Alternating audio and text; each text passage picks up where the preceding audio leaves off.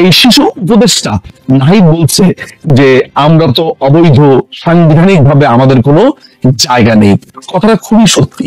অর্থাৎ তারা একটা ভয়ঙ্কর ভয়ের মধ্যে আছে যে সংবিধান যদি এটাকেই মেনটেন করতে হয় তাহলে তারা একটা অসাংবিধানিক ভাবে আছে, অবৈধ ভাবে আছে, ভবিষ্যতে তাদের ফাঁসি হয়ে যেতে পারে। তাই তারা কি বুদ্ধি বার করলো, তারা এটিকে মুক্তিযুদ্ধের একটা প্যারালাল জায়গাতে নিয়ে যাবে। তারা যুক্তিটা এরকম দিচ্ছে যে মুক্তিযুদ্ধের পরে যদি আপনারা নতুন সংবিধান করে দেশ গড়তে পারেন, তাহলে এটাকে যদি আমরা দ্বিতীয় মুক্তিযুদ্ধ বলে নতুন করে সংবিধান করি তাহলে এটা দ্বিতীয়বার। বুদ্ধির বহর দেখেন। অর্থাৎ ভবিষ্যতে তারা বলবে এটা নতুন করে আমরা দেশ স্বাধীন করেছি তাই নতুন করে সংবিধান। কিন্তু ভাই, ফাঁসির দড়ি তোরা কি কোনদিন এড়াতে পারবি? এই সংবিধানকে পাশ কাটিয়ে যা করা হবে সবই অবৈধ। কয়েকটা বাচ্চা ছেলেদের কাছে সারা বাংলাদেশ জিম্মি হয়ে গেছে।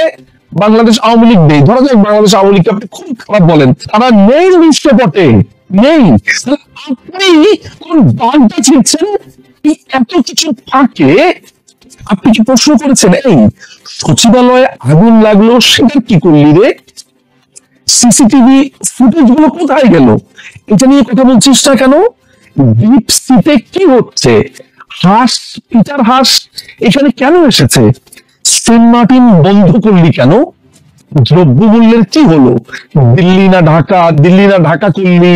তাহলে ভারত থেকে তুই চাল আনছিস, মেট্রো রেলের কাঠ বানাচ্ছিস, তাহলে আমাদেরকে ভুজুং ভাজুং দিচ্ছিস কেন রে? এই দখলের 5 মাস পার হয়ে যাবার পর হঠাৎ করে এই চোর বা এই জঙ্গিগুলোর ভুল করে মনে পড়লো যে আরে আমরা তো 5 মাস আগে একটি কথা বলিনি, এখন বলবো। চারুলকে আপনাকে আওয়ামী লীগের ভূত দেখাবে। অর্থাৎ দেখেন ভাই আমি কিছু করতে পারছি না এই আওয়ামী লীগের কারণে। এই ম্যান্ডেট আপনাকে কে দিয়েছে? আপনি কি কোনো ভোটের মাধ্যমে নির্বাচিত?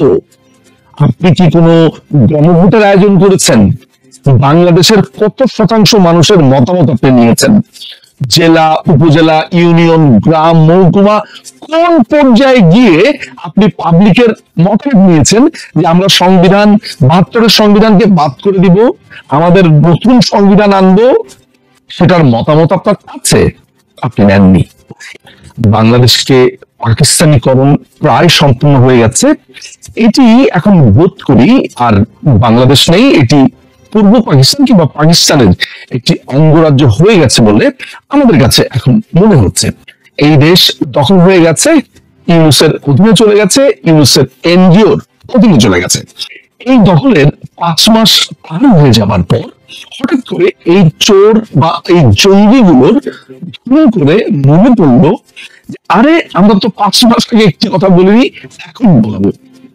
তারা করলো কি, গত 2 থেকে 3 দিন আগে হঠাৎ করে সম্মিলিত ভাবে তাদের যে সাঙ্গপাঙ্গ আছে সবাই মিলে ঘোষণা দিল যে আমরা 31শে ডিসেম্বর আমরা একটি ঘোষণা দেব।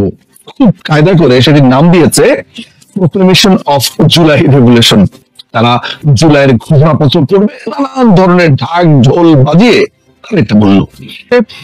5ই অগস্টের পর থেকে এই গন্ডার গুলো বাংলাদেশের পুরো জুড়ে এমন একটা অবস্থা তৈরি করে রাখে, আপনি এদের ভাবতে না চাইলেও, এদের আপনি পাত্তা না দিলেও কোনো ভাবে এরা আপনার সামনে এসে পড়ে।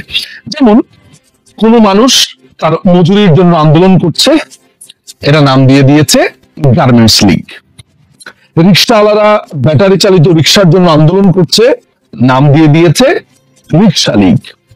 আনসাররা তাদের অধিকারের জন্য আন্দোলন করছে, শ্রমিক, যে লোকটাই কোনো একটা আন্দোলন করছে। এমনকি জুলাই ঘটনাতে এই জামাত শিবিরের সহিংসতাতে আহত বিভিন্ন মানুষ যখন হাসপাতালে কাতরাচ্ছে, তারা বেশি কেন কাতরালো, তারা কেন টাকা চাইলো, এদের নাম দিল এরা আসলে আওয়ামী লীগের কর্মী ছিল, এরা এখন জুলাইয়ের পক্ষের লোক বা লাল পতাকার পক্ষের লোক সেজেছে, এমনও বলেছে। অর্থাৎ চারুলকে আপনাকে আওয়ামী লীগের ভূত দেখাবে।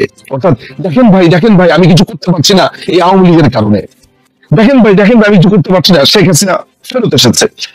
নানান ভাবে আপনাকে আওয়ামী লীগের ভূত দেখাচ্ছে, আওয়ামী লীগের গল্প আপনাকে বলছে, আর তাদের মুখের মধ্যে আছেই ফ্যাসিজম, ফ্যাসিস্ট, নানান ধরনের কথাবার্তা। অর্থাৎ কোনো না কোনো ভাবে বাংলাদেশে গত 5.5 মাস ধরে চিন্তা করে দেখুন তো যে তারা আলোচনাতে থাকতে চেয়েছে কি চায়নি। ধরা যাক আপনি তাদেরকে নিয়ে 2 দিন আলোচনা করলেন না, 3 দিনের মাথাতে একজন আরেকজনের গাড়িতে ধাক্কা মেরে বলবে আমাকে খুন করতে চেয়েছে, আমার গাড়ি ধাক্কা দিয়েছে। কেউ যদি ধরেন শুনে কেউ মজা করে তাদের সাথে কথা বলে আমাকে হত্যার হুমকি দিয়েছে। এক লোক সম্পূর্ণ একটা ডাইনি খুন, একটা ড্যান্ডি খুন, রংপুরের এক ছেলে, সে বলছে তাকে নাকি হত্যা হুমকি দিয়েছে, নিজেই তার নিজের দরজার মধ্যে লেগে রেখেছে সমন্বয়ক সাবধান বা সামথিং লাইক দ্যাট। অর্থাৎ প্রত্যেকটা সময় তারা আলোচনার মধ্যে থাকতে চাইছে, আলোচনা একটা বস্তু হতে চাইছে। এটা তো আছেই মূলনীতি। এই মূলনীতিকে তারা বলছে মুজিববাদী, এবং মুজিববাদী বলে এবং বঙ্গবন্ধুকে একনায়ক বলে এই সংবিধানকেও এখন একনায়ক বলছে। কিন্তু আপনি প্রশ্ন করছেন না যে এই সংবিধানে তো বাংলাদেশের 72-এর পর থেকে প্রত্যেকটা সরকার এই সংবিধানকে ফলো করেছে। আমি যদি অন্য সবাইকেও বাদ দেই, বাংলাদেশের আরেকটি পার্টি যারা একটা দীর্ঘ সময় ক্ষমতায় ছিল, বিএনপি, তারাও এই সংবিধান মেনেছে। এরশাদ ক্ষমতায় ছিল 9 বছর, তারাও এই সংবিধান মেনেছে। What about that? এবং এই সংবিধান নিয়ে প্রচুর আলাপ হয়েছে তার পক্ষে, এরাই বলেছে হচ্ছে এই যে আপনি ক্ষমতা দখল করলেন, এই যে আপনি নতুন করে সংবিধান আনতে চান, যেটা আগামীকালকে খুব সম্ভবত ঘোষণা দেওয়া হবে, ফরহাদ মজার এটা বারবার বলে আসছে, এই ম্যান্ডেট আপনাকে কে দিয়েছে? আপনি কি কোনো ভোটের মাধ্যমে নির্বাচিত? আপনি কি কোনো গণভোটের আয়োজন করেছেন? বাংলাদেশের কত শতাংশ মানুষের মতামত আপনি নিয়েছেন? জেলা, উপজেলা, ইউনিয়ন, গ্রাম, মহকুমা, কোন পর্যায়ে গিয়ে আপনি পাবলিকের মতামত নিয়েছেন যে আমরা সংবিধান 72-এর সংবিধানকে বাদ করে দিব, আমাদের নতুন সংবিধান আনবো? সেটার মতামত আপনার আছে? আপনি নেননি। আপনি গণতন্ত্রের কথা বলছেন, আপনি জনগণকে সম্পৃক্ত করবার কথা বলছেন, বইয়ের পড়তে পড়তে বারবার বলছেন যে আমাদেরকে সংস্কার প্রয়োজন, সংস্কার প্রয়োজন। কিসের সংস্কার প্রয়োজন? কোন মতামত ছাড়া, কোন ভোট ছাড়া, নির্বাচন ছাড়া আপনি নতুন করে নিজের মনের মতো সংবিধান লিখে সেইটা চাপিয়ে দিয়ে আপনি নির্বাচন করবেন। অর্থাৎ আপনি একনায়কতান্ত্রিক আচরণ করে একটি গঠনতন্ত্র বানিয়ে মানুষকে আবার গণতান্ত্রিক হওয়ার সবক দিচ্ছেন। এটাই হচ্ছে ইউনূসের বাহিনী, এটাই ফরহাদ মজারের বাহিনী। মজার ব্যাপার হচ্ছে তারা বারবার বলছে এটি একটি ফ্যাসিবাদী সংবিধান, ফ্যাসিবাদী সংবিধান। আপনি যদি এই বইটা পড়েন, হাস্যকর ভাবে আপনি দেখতে পাবেন সেখানে রাশিয়ান যে রুশ বিপ্লব, রাশিয়ান বিপ্লবের পর লেনিন ওয়ান পার্টি গঠন করেছিল। অর্থাৎ সেখানে কমিউনিস্ট পার্টি ছাড়া কোনো পার্টি ছিল না, একটা মাত্র পার্টি। সেই পার্টির কথাই সবাইকে শুনতে হবে, বলশেভিক, তাদের কথা শুনতে হবে, তাদের কথা জানতে হবে এবং এভরিথিং। সেখানে কৃষি বিপ্লবের কথা হচ্ছে, যে কৃষকদের কথা শোনার কথা বলা হচ্ছে, সবই করেছে এক নায়ক ভাবে। সেই ফ্যাসিজমের উদাহরণ দিয়ে আপনার এই পুরো বই ঘুরিয়ে ফেলেছে। মাও জেদুং-এর কথা বলছে, আরেক ফ্যাসিস্ট একটা লোক, সেই মাও জেদুং, সেই লেনিন, তাদের উদাহরণ দিয়ে আসে। আবার কথায় কথায় ফুকু ঝাড়ছে, কথায় কথায় আপনার নানান দার্শনিকদের কথা বলছে। প্রত্যেকেই পাশ্চাত্যের দার্শনিক, 100 বছর, 200 বছর, 60 বছর, 70 বছর আগের দার্শনিকদের কথা কথায় কথায় তার উদাহরণ দিচ্ছে। এই যে বললাম লেনিনের উদাহরণ, যে নিজেই ছিল একটা একনায়ক, আপনাকে একনায়কের উদাহরণ দিয়ে বই লিখছে, সেই থিওরি আবার মানতে বলছে, সেই থিওরি আবার বাংলাদেশে পালন করতে বলছে, আবার নিজেরাই সংবিধান বানিয়ে আবার বলছে যে আমরা আবার জনগণের মতামত নেব। তা হচ্ছে না। এই হচ্ছে এদের পুরো চিন্তাধারা। এখন এই 31 তারিখে তারা যেটা করতে যাচ্ছে, অর্থাৎ সংবিধানকে রদ করা, সংবিধানকে বাতিল করা, কেন?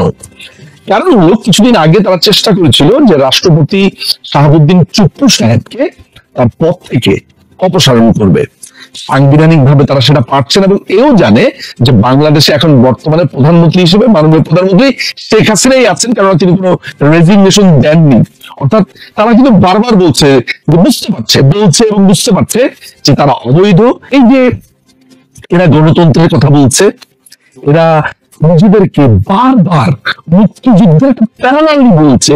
অর্থাৎ মুক্তিযুদ্ধকে ভুলে যেতে হবে, এটাই হচ্ছে নতুন মুক্তিযুদ্ধ। এই যে বলছে, এই যে তাদের প্রতি অশ্রদ্ধা, বঙ্গবন্ধু কন্যা সবার আগে এই রাজাকারের বাচ্চাদের চিনতে পেরেছিল। মুক্তিযুদ্ধের ব্যাপারে ও কি বলছে, অর্থাৎ রাজাকাররা যা করেছে এটা সঠিক ছিল, এটা বলছে হাসনাত। আর বিশ্বাস বলছে সো কল্ড মুক্তিযোদ্ধা এবং মুক্তিযোদ্ধাদের সে বিচার করতে চায়। এই ছেলেপেলেগুলো এরা সহিংসতা করেছে, তারা এখন ক্ষমতাতে। এটা চিনেছে বঙ্গবন্ধু কন্যা, আপনারা চিনতে পারেননি। এখন এই লোকগুলো, অর্থাৎ তাদের দীক্ষাগুরু বলছে গণতন্ত্রের কথা, একে ফ্যাসিস্ট বলছে, তাকে ফ্যাসিস্ট বলছে, চারিদিকে শুধু ফ্যাসিস্ট আর ফ্যাসিস্ট। অথচ সে বাংলা একাডেমির একটি প্রোগ্রামে ভাষণ দিতে গিয়েছে, তার বোরিং আলাপের কারণে পাবলিক তার ভাষণ শুনছে না। সেই অধিকার তাদের পূর্ণভাবে আছে। একটা বোরিং কথা বলছেন, ফালতু কথা বলছেন, আজে বাজে কথা বলছেন, আপনার কথা শুনবো না। সে ধমক দিয়ে উঠেছে, আমার কথা শুনতে হবে, এই কথা শুনছো না কেন, বের হয়ে যাও। বের হয়ে এসেছে তার এই রুদ্রমূর্তি, অর্থাৎ তার কথা জোর করে হলেও শুনতে হবে।